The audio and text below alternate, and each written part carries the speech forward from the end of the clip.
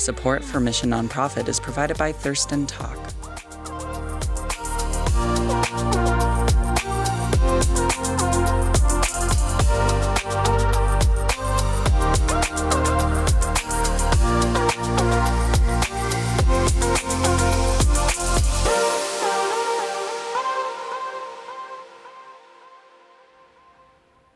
Hi, I'm Robert Kim, and you're watching Mission Nonprofit. Each month, we connect with local organizations and agencies that are making a positive impact in our communities. We've invited Bobby Williams from the Bridge Music Project to talk about their work. Thanks for joining us, Bobby. Thank you for having me. Just give us a little nutshell about what your organization does. So the Bridge Music Project, we're a nonprofit based here in Olympia, Washington. And what we do is we teach youth how music and writing can be tools to deal with life's challenges. And we do that through various songwriting workshops where youth are working together as teams to write, record, and perform original music that shares their stories. And you say youth, but what are the actual ages? So it's a wide range. On the younger end, 11 and up to 21.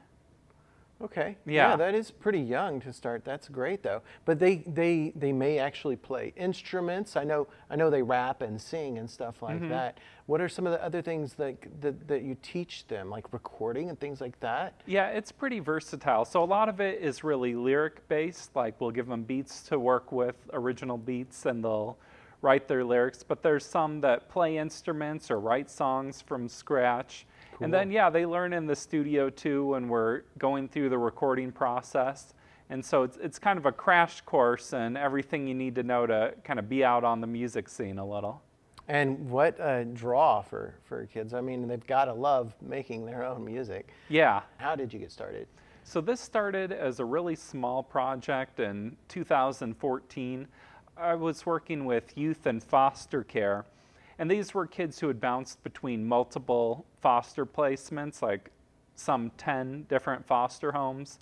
And so a lot of what we were trying to do was to help stabilize them and build a team around them so that they could, stay in the same place, have a little stability in their lives. And on a real informal level, I just started, bringing my laptop, because I had been writing music since I was a kid. And so I was just sharing my passion for that with them. And it was maybe 2-3 youth, and they were writing their original songs. And what I found was they were taking it as an opportunity to write about their experience and process what they were going through. And that's when I first realized this could be something that could potentially be really healing for people. Great. So you started with a handful, and, yeah, and then it grew from there. What was that process like? So I had a mentor who I was working with who saw the potential in the idea, and noticed the early versions of what we were doing. So we expanded it to a project that the whole community could participate in. So we started doing these 8-week songwriting workshops, and we'd get youth from different programs. And even then, it was still pretty small, maybe 10 or 12 youth. And we did this for multiple years, and it just kept getting bigger and bigger and bigger. We started working with the Juvenile Detention Center. And eventually, we grew to the point where it just made more sense for the project to be its own organization. And so in 2017, we broke off, became an independent nonprofit, and now last year we served 178 youth. So it's just gotten bigger and bigger. And from what I understand, this is bigger than just in Olympia or Thurston County area. You go into Mason County and do some other things? Do you go to Grays Harbor as well? Yeah, we've been in Grays Harbor, and we're getting ready to go out into Pierce County in the fall. So yeah, we're expanding our reach. What are some of the other groups that you've partnered with? You said the Juvenile Detention Center. Yeah. Do you do things like with Together, Boys and Girls Club, other youth organizations in town? Yeah. Each year we do a summer workshop with Together with some of their middle school youth. We're talking about partnering with some new organizations. I don't want to drop their names yet in case it falls through, but Gotcha. we do a lot of partnering. We work with schools. Marshall Middle School is a big one for us, and the City of Olympia has us do a variety of projects through their Parks, Arts, and Recreation department. Oh, okay. Yeah. Good. And then, so how do people maybe hear some of these tracks? Or I know you make some music videos as well. Mm-hmm. How can people watch them or listen to some of these songs? So one thing you can do is go to YouTube and just look up the Bridge Music Project, and you'll find videos of our performances and different little music videos we've made. And all of the songs that we've recorded are at bridgemusicproject.bandcamp.com. Okay. And so that's the whole archive of everything we've done over the years. Excellent. Well, you do have a music video for us that we'd like to show everybody. If that's all right, why don't we take a minute and take a look at that music video? And then we'll Sounds come good. back and talk more. So this is Mirror Mirror by Izzy Pierce, directed by Colin McGee, aka Heretic. Excellent. Okay, let's take a look.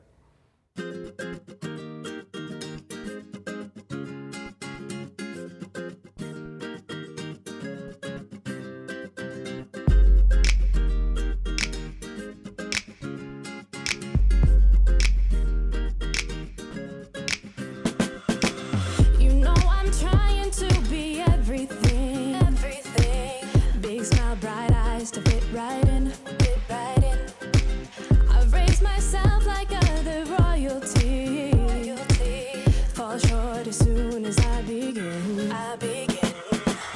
Give me that skin deep glow up so I can finally show up and lay my racing mind down. But something deep inside tells me not to hide.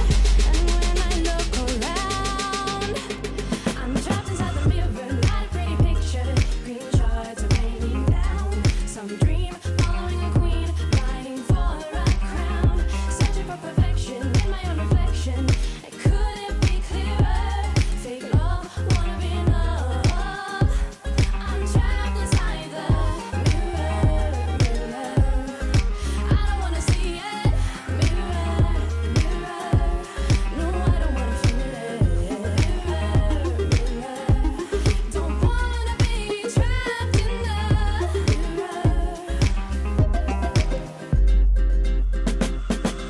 I'm falling for those same old lies again. Dreaming my head up in the clouds. I'm caught up in all the comparison.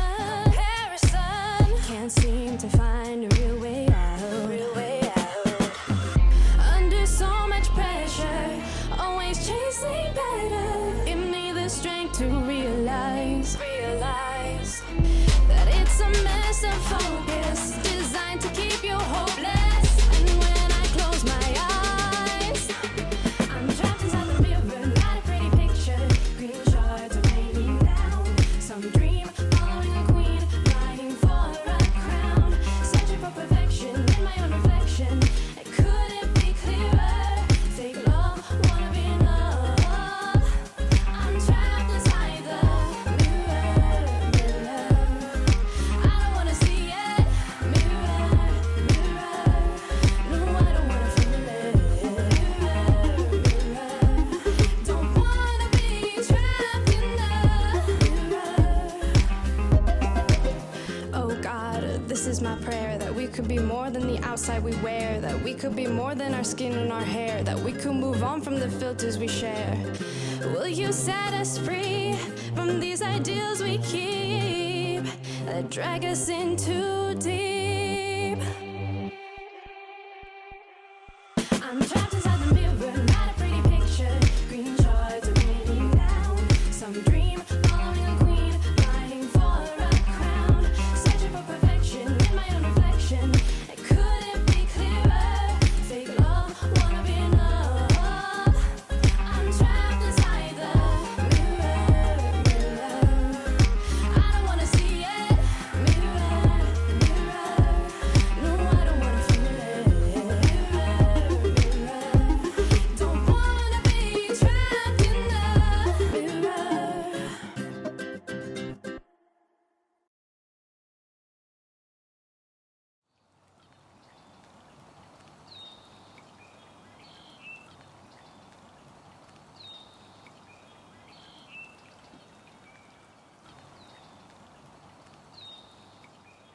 Welcome back to Mission Nonprofit. If you're just joining us, our guest today is the Bridge Music Project. Bobby Williams is here to talk to me about them. And we just saw that great music video. Yeah. So do you do a lot of music videos? Is that right?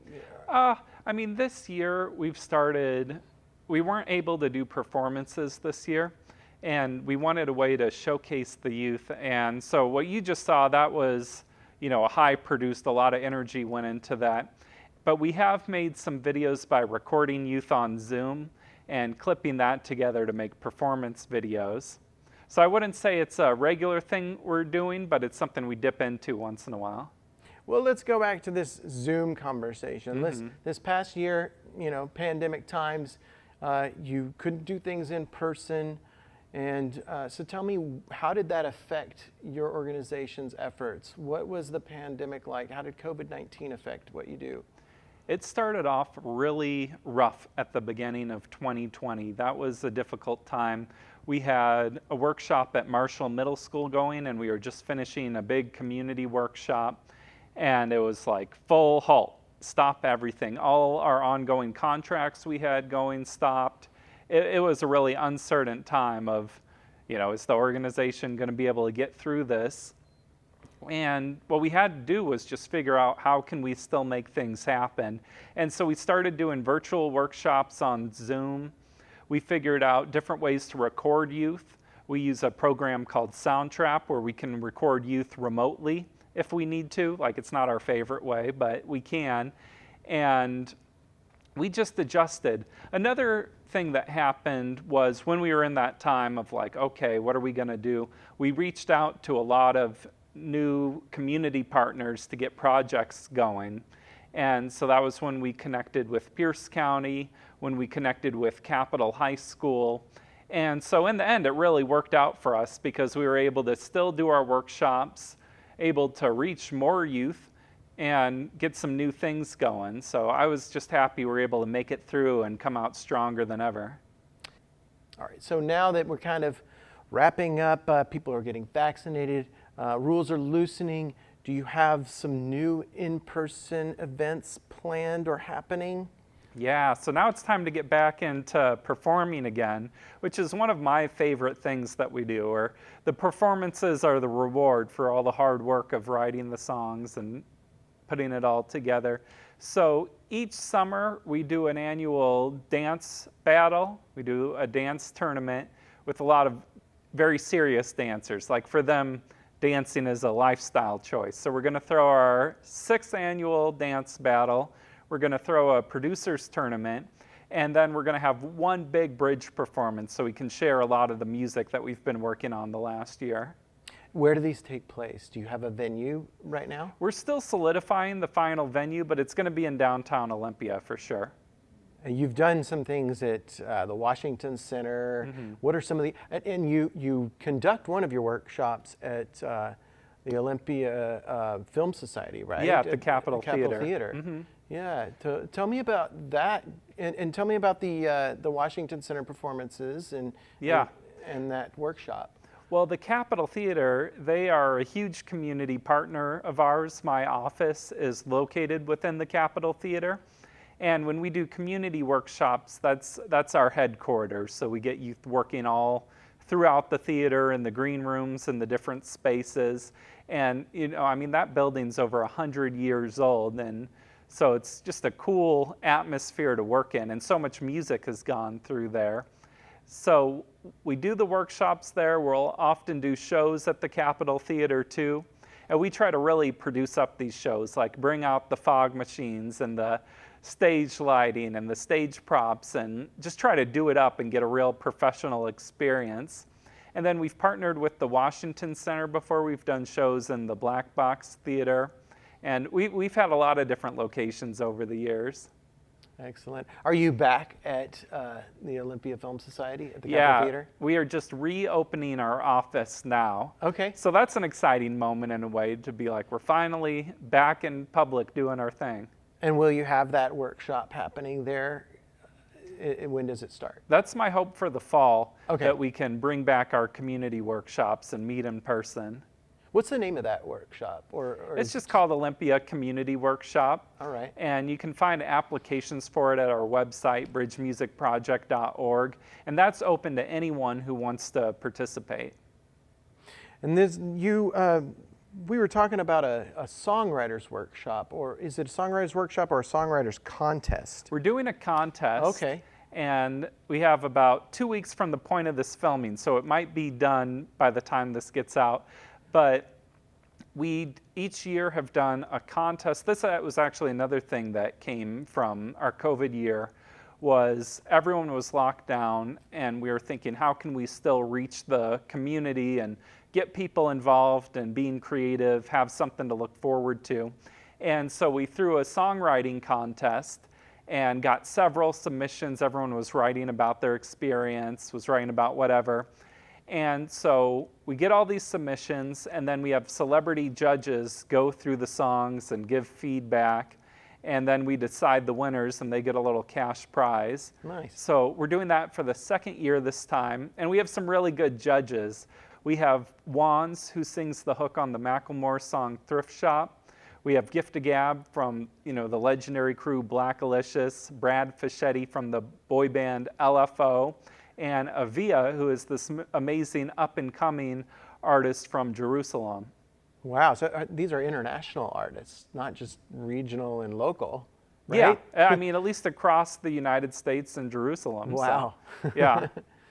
Well, that's neat. And then what do you do with the winners besides giving them a prize? Are they featured somewhere? Do you, I don't know, take it further and make a video, or do you feature it on your website? We feature it on our social media. Okay. And what's been cool is the contest has actually been a way to connect with other new artists. So one of the winners last time, I had never heard his music before, and then he's been involved in a lot of bridge workshops this year. So it's been a cool new form of outreach too.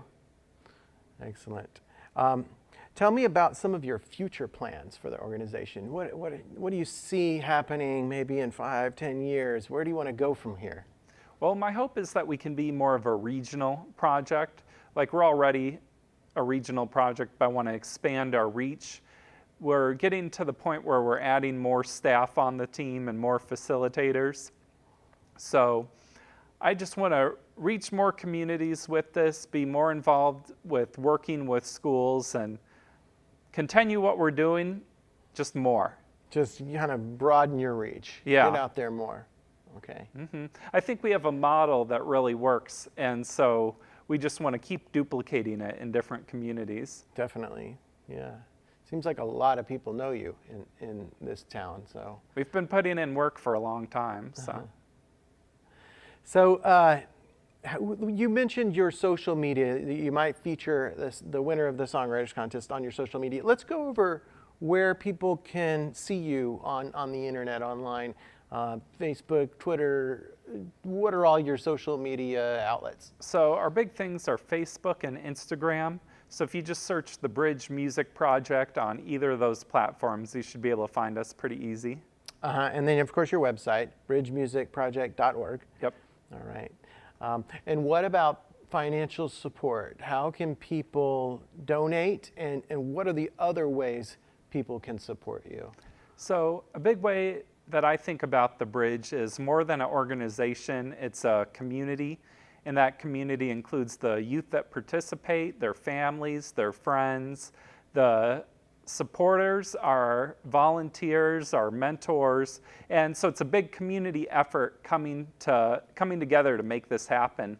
So ways you can support are, financially donating on our website, bridgemusicproject.org. There's a donation section, so just hit that button. And as a small nonprofit, we always need that to keep the project moving. And then we're always looking for volunteers too, people who can help facilitate workshops as mentors. And if you go to our website, there's also a volunteer section. We'd love to connect with you. What kind of volunteers do you need most?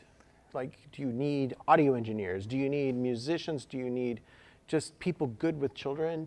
I think it's a combination of a lot of things. Like, a good mentor is someone who is passionate about working with youth. I think the social side is the most important part. Right. And then having some musical knowledge, but you also don't have to be like a master musician who's toured the country or anything, but having just the desire to get into it, that's the most important thing. And to be consistent.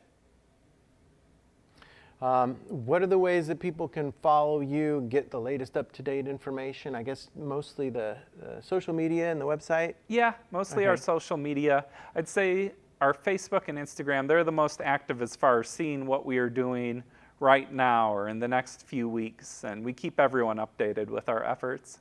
Well, you have a YouTube channel too, right? Mm-hmm. Okay. Do you know the handle on that? I think if you just look up Bridge Music Project, Just you can kinda- find us there. On YouTube, just put in Bridge Music Project. Okay. Yeah. And then subscribe. People should subscribe. Yep, subscribe. Get updated every time we're dropping something. Right, right. Well, is there anything else you'd like to add before we go today? Well, just thank you for having me. Thanks to the community for being interested in this project. It wouldn't work if people weren't passionate about it or didn't care. And I really appreciate TCTV, Thurston Community Media, for all the work that you're doing out here. You know, I've been involved for years watching all the great things you're doing. So thank you again for having me. Great. So next year, will you be doing that Songwriters Contest again? We'll see. We'll see Okay. how this year turns Just out. stay tuned and take a look. That's all we have for you for this episode of Mission Nonprofit. Please visit their website, bridgemusicproject.org. You can also find them on Facebook at the Bridge Music Project. Watch Mission Nonprofit on Channel 77, Sundays at 4:30 p.m., Tuesdays at 6 p.m., Thursdays at 7:30 p.m., Fridays at noon, and Saturdays at 2:30 a.m., 10 a.m., and 6:30 p.m. You can also catch it online at tcmedia.org. See you next time.